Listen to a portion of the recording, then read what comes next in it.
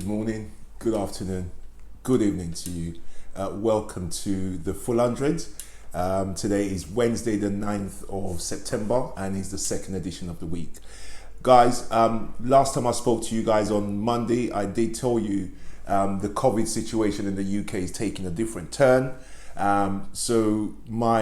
Over the next few weeks, I'm going to come back to the COVID situation. As you know, we've kind of stepped out of it a little bit. The UK was leveled off slightly. It was all about the US and the chaotic leadership over there.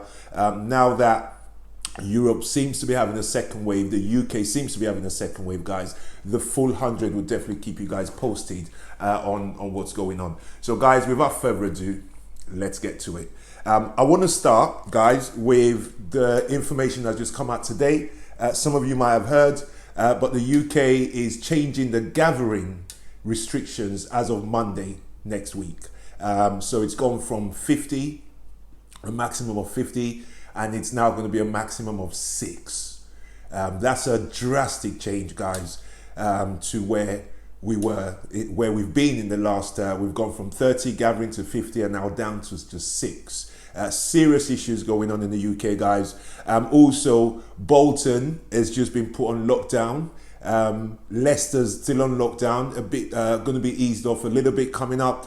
Caerphilly in Wales, I hope I've said it correctly, also on lockdown. Greater Manchester, West Yorkshire, East Lancashire, and they're all on some degree of lockdown, pockets of the UK. Then you've also got Leeds, Middlesbrough, Corby, Kettering. I used to send a lot of nurses up to Kettering. Kettering, South Tyneside, all these places are being watched closely because the numbers are going up. I also have a heads up that Enfield, which is literally about 10 minutes from where I am at the moment, is also being watched. So guys, the case in the UK is getting quite drastic. Now, some of you who have traveled or keeping an eye on traveling, you know countries, the UK picks countries where if you travel to that country, then you have to quarantine for 2 weeks. Now, the number that they look for to qualify that country for that restriction, for you to quarantine when you the number they're looking for is 20 infections out of every 100,000. So for every 100,000 people they test, if they have more than 20 infections, it triggers the UK government telling you when you come back from such a place, you need to quarantine for 2 weeks. Well, guess what? Bolton, that just went on lockdown, is on 120 per 100,000. Places like, you got places like Leeds is 32 per 100,000. So if other countries were operating on our sort of format, if somebody from France traveled to Leeds, not London, but to Leeds, they would have to quarantine because Leeds is 32 out of 100. So guys, these new restrictions are gathering momentum because obviously we're having a second wave. It makes it even more complicated because schools have gone back. So if this is being spread in the community, then surely we might be heading for a second lockdown, guys. So take a look at my first video from the BBC, bringing you up to speed with what's going on. Take a look. We'll see then. Let's take you back to our top story from Monday. Social gatherings in England will be limited to 6 people, both indoors and outdoors, after a significant rise in the number of coronavirus cases. Local lockdowns are already in force in areas across the UK, including Bolton, from where our correspondent John Maguire joins us this morning. John, you were telling us earlier about this huge rise in cases. There must be a big concern for the people of Bolton. Yeah, it's an extraordinary number, really, when you think about it. And we'll find out a little bit more after talking to some people who live here. But that number has increased over the last 2 weeks from something like 15, 18 per 100,000 to now above 120 per 100,000. If you think about it, 20 is that cut-off point at which we impose quarantine with people travelling from overseas. So a real jump. Welcome back, guys. Now, the mask issue. I'm going to show you guys a clip of a guy who got chucked off at the EasyJet flight because he claimed to have a medical reason why he can't wear masks. Now, I've seen those, and they look official. I was on a train with a lady who had one, and I saw it a couple of weeks ago, and they are quite official. You know, you can tell it's kosher. You can tell it's something, and the way she explained it was very, very, you know, reasonable. You don't argue with people like that. The way she's explained it, this guy seemed to be one of those Trump heads that don't believe in masks. And the pilot who's seen the paper says that's just a paper. However, EasyJet's apologized. I'm guessing because of the way that it was handled, and it's gone viral, and they have to do that in these times. However, take a look at this guy who'd rather get chucked off a plane than wear a mask for what, 2-hour flight to Alicante? I think he was going to Spain. Take a look, guys. Mobile phone footage captured the moment the man was told to leave the plane. I've shown you proof of my medication. Given me a piece of paper with something. The fact that you don't know the government website is not my fault. It's from a government website. Last chance. You get 2 seconds to grab this and put it on, otherwise you're off. Now I've explained the legal position. 2, right, you're off.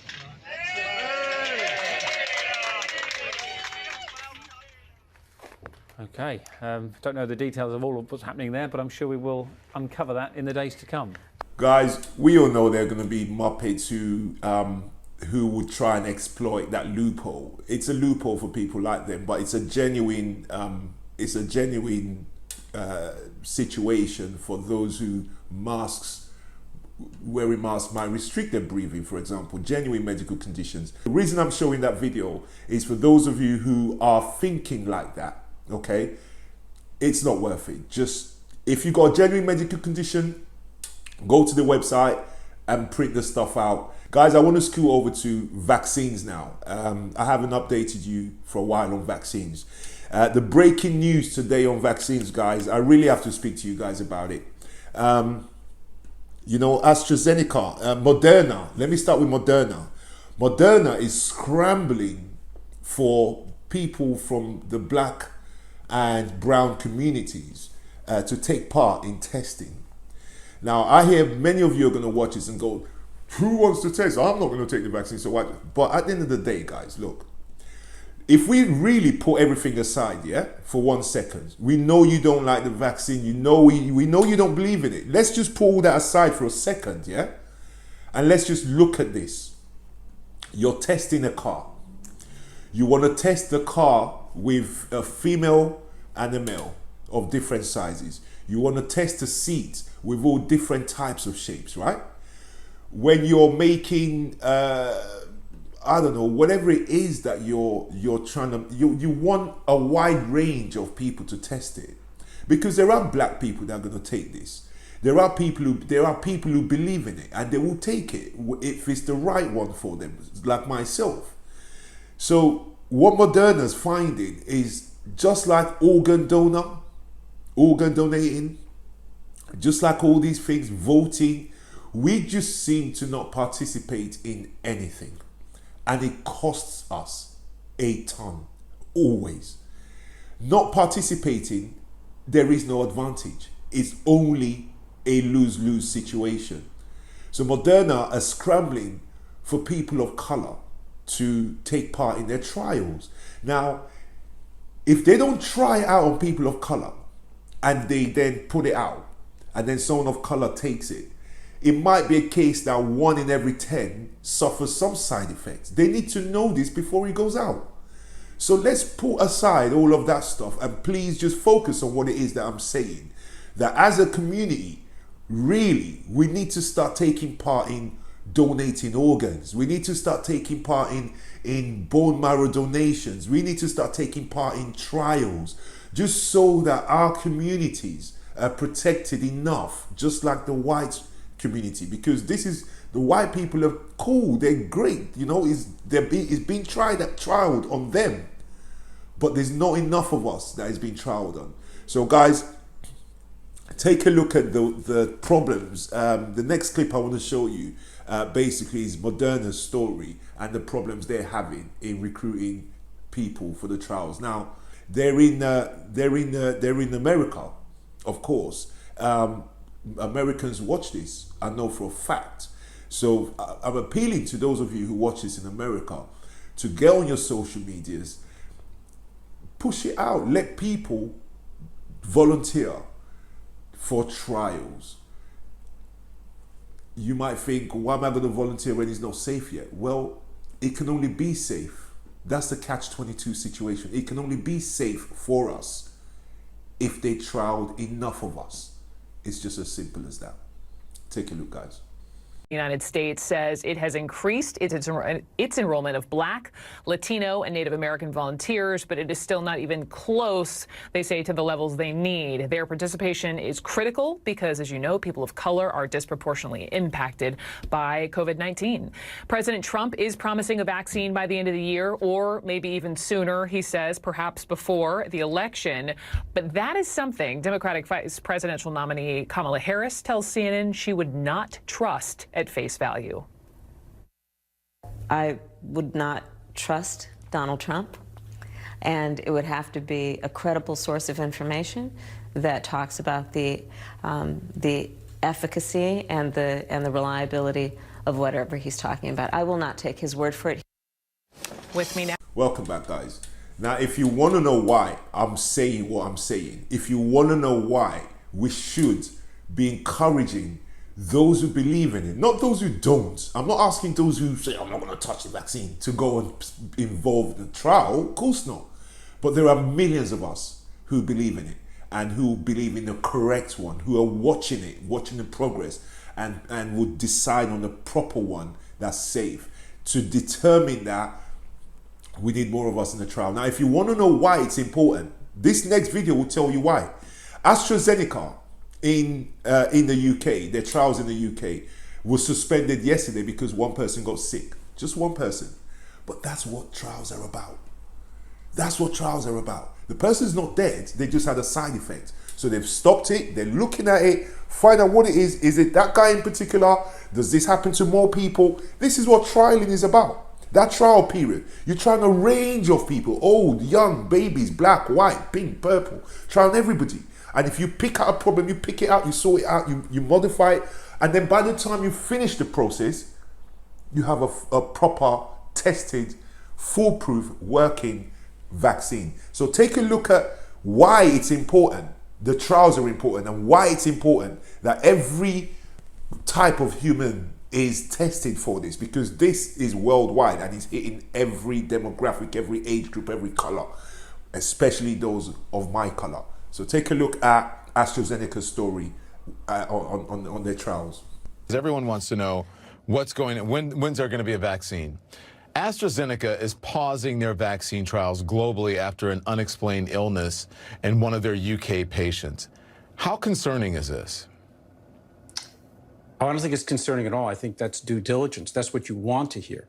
I'd be concerned if they had an illness that they did not stop the trial for. Mm-hmm. So they're doing their due diligence. You want to see this. This is how the system is supposed to work. Like it's desperate that we have a vaccine that not just works, but is also safe. All right, we're going to vaccinate, in this country, 330 million well people. So you can't give them something that's going to make them sick. Even a very small percentage of side effects. Guys, now, many of you, my last video, we're on to the last video now. Many of the people who are going to watch this piece on the vaccine, who are going to say all sorts of rubbish. I don't know, I'm not going to have that. What's he talking about? He doesn't know what he's talking about. All of these people are on the same page as Trump. They're all no maskers. They're all no vaxxers.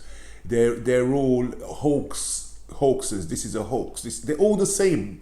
Now, the chief theorist, the chief conspiracy theorist, the top snake oil salesman, the top bleach pitcher, and the top hydroxychloroquine salesman, Trump himself, yeah? This guy is trying to rush vaccines through because he's messed up big time. I don't want to use the F word, but because he's effed up big time on handling the virus, and now they're pushing for 200,000 dead. There are 190 in a minute. In a minute, there are going to be 200,000 people dead. Because he's messed up so badly on that side of things, He's trying to rush a vaccine through. And you know they're going on with all sorts of skullduggery behind the scenes. The CDC, who should be the policeman for all vaccines and make sure everything that comes out to the public, he's got that guy in his pocket. The guy is changing his criteria. The guy comes out with criteria for schools. Trump says, oh, that's rubbish. Schools need to go back. Then he changes the criteria. So they're not running anything on science. They're running it based on how Trump feels, what Trump's telling them off about. If he tells them off about this method, they switch and say, okay, to suit him. Now he's trying to get a vaccine out before the election. Are you going to trust it? Kamala Harris, the vice presidential candidate with Joe Biden, says she's not trusting it. Not an inch. Me, I will run the other way to anything this guy has tried to sell us bleach to inject. And now he's trying to get a vaccine out before November so that he can say, I've got a vaccine. See, I messed up on the numbers, but yeah, I'm good. And many of you listen to what he says. I wonder what you guys would say about his vaccine that's going to have Trump on the Trump logo on the side of it, guys. Take a look. In every way, and that follows the president's tweet this morning in which he claimed he's getting, quote, very high marks in our handling of the coronavirus, especially compared to other countries and areas of the world. Now, compared to other countries, the U.S. is leading in overall cases. When it comes to getting the virus under control, though, when it comes to having a plan, not leading. The president continues to focus on a vaccine, one that isn't approved or even available. We're going to have a vaccine very soon, maybe even before a very special date. You know what date I'm talking about? Well, we know what that date is. It's the election day. And yes, everyone wants a vaccine. But while we're waiting, according to one influential model. Thank you, Mr. President. The issue of what happened when you were in France continues to be a story. You're going to have to take that off, please. You can take it off. How many feet are you away? I'll speak a lot louder. Well, if you don't take it off, you're very muffled. So if you would take it off, it would be a lot easier. I'll just speak a lot louder. Is that better? It's better, yeah. It's better.